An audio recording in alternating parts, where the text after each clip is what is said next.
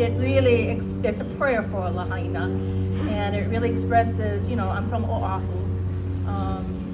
My prayers and my hopes for the people of Lāhaina, specifically that, in the words, that the community be rebuilt to serve its kupa, that its ancient places be restored, and that really God's blessings, fall upon the people of Lāhaina. So that's it.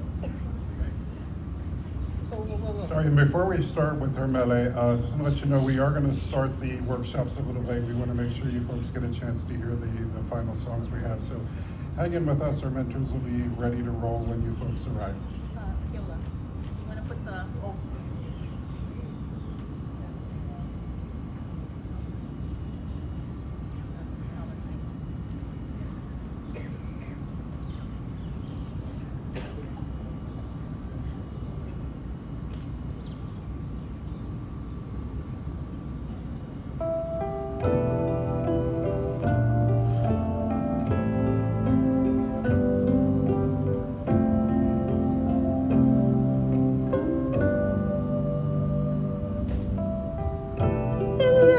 Aloha,